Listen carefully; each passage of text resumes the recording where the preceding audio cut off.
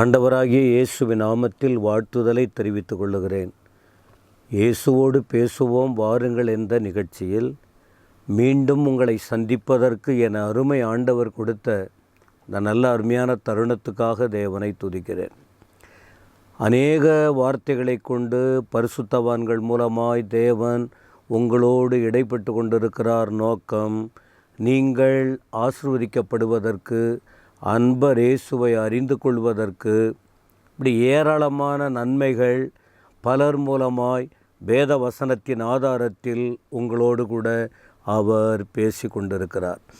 இந்த முறை சில முக்கியமான சில குறிப்புகளை உங்களுக்கு சொல்ல விரும்புகிறேன். தொடர்ச்சியான சில தலைப்புகளின் அடிப்படையில் இப்போ முதல் வார்த்தையாக, அமைதியான வாழ்க்கை வேணுமா உங்களுக்கு?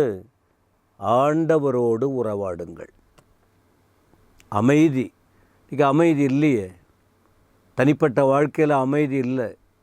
குடும்பத்தில், வேலை செய்கிற இடத்துல, ஜனங்களோட பழகும்போது, பேசும்போது அமைதி போல நாம் இருக்க முயற்சிக்கிறோம். ஆனால் அனுபவத்தில் முடியவில்லை. ஏதாயிலும் ஒரு சூழ்நிலை, ஏதாவது ஒரு பிரச்சனை வாழ்க்கையை வாட்டி வதைக்கிறது.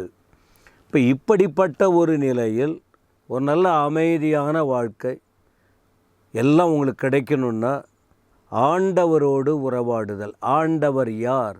உங்களை படைத்த தகப்பன், தேவன், உங்கள் தேவன். அவரோட உறவாடுதல்னா என்ன? அவர்கிட்ட பேசிக்கிட்டு இருங்க. பேசுதல்னா என்ன? ஜெபம் பண்ணுங்க. ஜெபம் சரி, ஜெபம் தேவையா?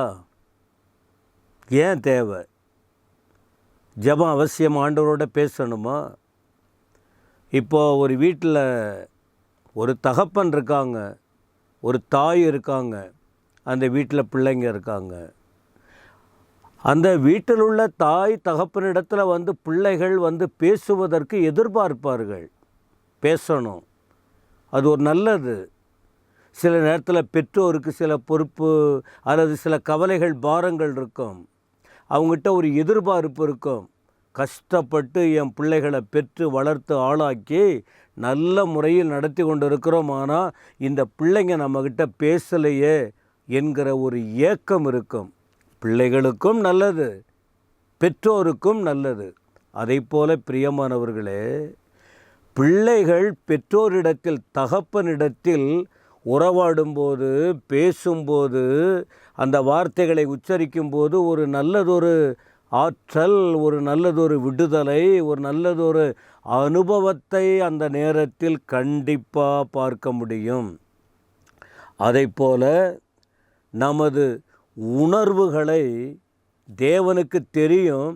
இந்த நமக்குள் எழும்புகிற உணர்வுகளை தெய்வத்துக்கிட்ட நாம் சொல்லணும், கண்டிப்பாக பகிர்ந்து கொள்ளணும். அப்போ தேவனோடு ஜெபம் தேவையா? ஏன் தேவை அப்படின்னு சொன்னால், தேவனோடு தொடர்பு கொள்ள. என்ன தொடர்புன்னு இப்போ நான் உங்களுக்கு சொன்னேன். நம்முடைய உணர்வுகள் வித்தியாசமாக இருக்குது. இதை தகப்பன்கிட்ட பிள்ளைகள் சொல்லுவதைப் போல நாமும் நீங்களும் சொல்லத்தான் வேண்டும். அப்போ இது ஒரு காரியம். இரண்டாவது, ஜெபம் அவசியமா? தேவனோடு நாம் பேசணுமா? கண்டிப்பாக பேசணும். ஏன் தெரியுமா? தேவனின் தெளிவான வழி நடத்துதலை பெற்றுக்கொள்ள. இன்றைக்கி மனுஷங்க ஒவ்வொரு நாளும் காலையில் ஒரு தீர்மானம், மதியம் ஒரு திட்டம், ராத்திரி ஒரு காலையில் பேசுகிறது ஒன்று, மதியம் ஒன்று பேசுகிறோம், ராத்திரி திடீர்னு மாறுறது. அப்போ ஒரு கொள்கை இல்லை, ஒரு வழி தெரியல, மாற்றி மாற்றி பேசுகிற அனுபவங்கள். அப்போது குழப்பத்தில் சரியான முடிவு எடுக்கணுமா? குழப்பம் இருக்குது தானே. ஏதாயிலும் ஒரு குழப்பம், எந்த ஒரு காரியத்திலும், எந்த ஒரு காரியம், படிப்பா, வேலையா, வீட்டு காரியமா, ஒரு பொருள் வாங்கணுமா, ஏதாவது ஒரு முக்கியமான தீர்மானம் எடுக்கணுமா, குழப்பம் குழப்பம் குழப்பம். மனுஷங்கிட்ட போய் கேட்குறோம், அவங்க ஐடியாவை சொல்லுவாங்க. முடிவில் பார்த்தீங்கன்னா அவரால் நான் கெட்டேன், இவரால் நான் கெட்டேன்னு சொல்லிட்டு இப்படி பேசிக்கிட்டு புலம்பிக்கிட்டு அமைதி கெடுத்து வாழ்க்கையில் கலக்கத்தோடு இருக்கிற சூழ்நிலை.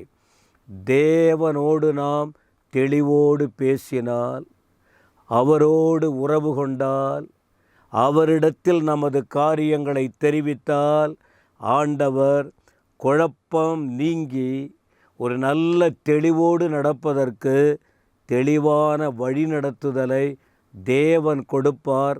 அதை பெற்றுக்கொள்ள முடியும். நீங்கள் அறிந்த ஒரு வசனம்தான் குறிப்பிடுகிறேன். பிலிப்பியர் 4ஆம் அதிகாரத்தின் 6-7 வசனங்களை பாருங்கள். என்ன சொல்கிறாருன்னா, நீங்கள் குழப்பம் அடைய வேண்டாம். என்ன பேச போகிறோம், எங்கே நடக்க போகிறோம், எப்படி வாழ போகிறோம், இருக்கிற சூழ்நிலையை பார்த்தா கஷ்டமாக இருக்குது.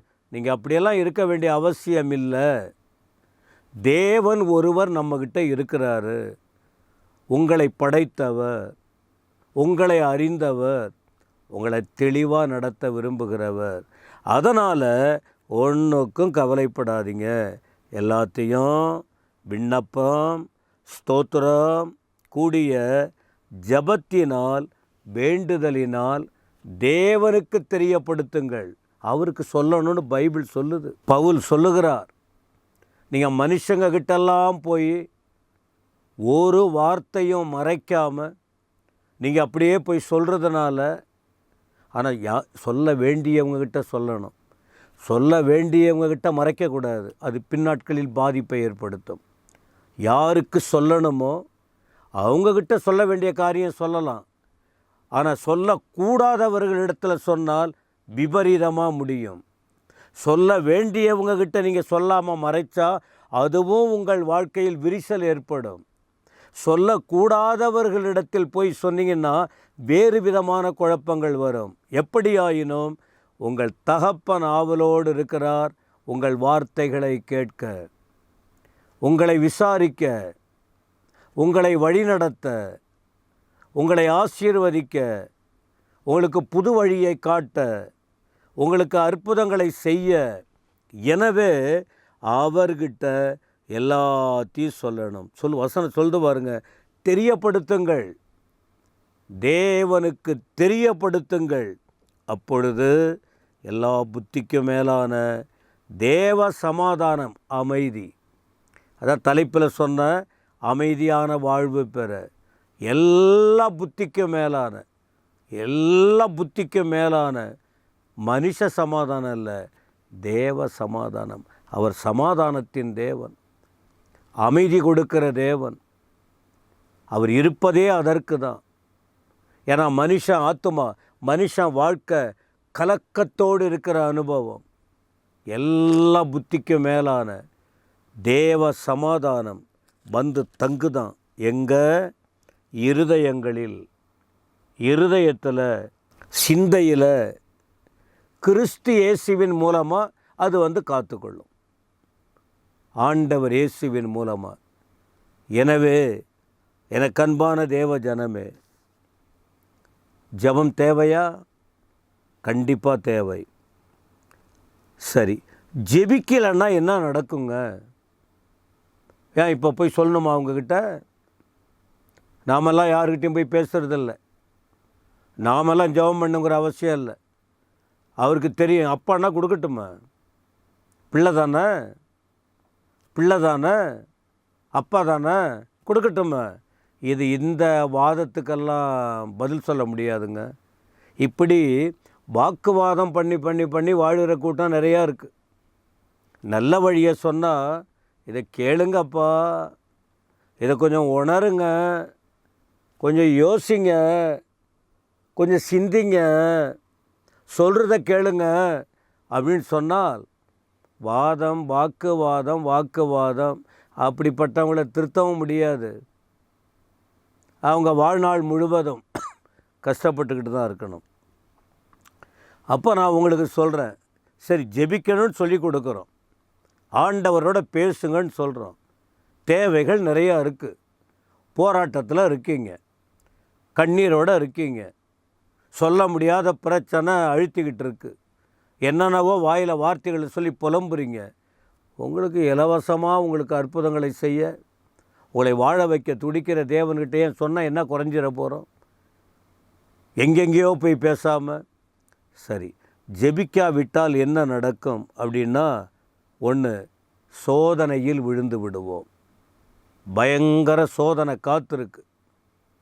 கடவுளுக்கு விரோதமான காரியம், உங்கள் வாழ்க்கையில் சமாதானம் கெடக்கூடிய காரியம், மற்றவர்களோடு பழகிற நட்பு உடைக்கப்படுவதற்கு ஏதுவாக சோதனை என்கிற வலை விரிக்கப்பட்டிருக்கு. கண்ணியிலே விழுவதற்கு, அந்த குருவிகளை கண்ணியிலே சிக்க வைப்பதற்கு அவர்கள் எப்படி தந்திரமாக செயல்படுவாங்க, வந்து மாட்டிக்கிட்டா நல்லதுன்னு அவர்கள் தங்கள் சுயத்துக்காக பயன்படுத்தி கொள்வாங்க. அதைப்போல் நீங்கள் தேவ சமூகத்தில் ஒப்பு கொடுத்து அவர்கிட்ட ஜெபிக்கணும். ஜெபிக்கலைன்னா சோதனையில் விழுந்து விடுவோம். இப்போது சொந்த பலத்தால் எதையுமே சாதிக்க முடியாது, சொந்த பலத்தால். எனவே தேவ ஜனங்கள் இந்த வார்த்தைகளை கேட்டு ஒரு அமைதியான வாழ்க்கை வாழ, ஒரு ஆசீர்வாதமாக இருக்க, இலவசமாக உங்களுக்காகவே இருக்கிற தேவன் உங்களுக்கு நல்வழி காட்டுகிறார். எனவே அவரை பின்பற்றி அவருக்காக வாழுவோம். தேவன் உங்களை அற்புதமாய் நடத்துவார். ஜெபிக்க மறக்காதீங்க. ஜெபிக்க நேரத்தை ஒதுக்குங்க. தேவனோட பேசுவதற்கு நேரத்தை ஒதுக்குங்க. எதுக்கோ யார்கிட்டேயோ பேசுவதற்கு நேரத்தை ஒதுக்கும்போது உங்கள் ஆண்டவர்கிட்ட பேசுங்க. உங்கள் வாழ்க்கை அவர் கையில் இருக்குது. மனுஷங்க தள்ளிடுவாங்க, தெய்வம் உங்களோடு இருக்கிறார், அருமையாய் நடத்துவார். தேவன் உங்களை ஆசீர்வதிப்பாராக. ஆமேன், ஆமேன்.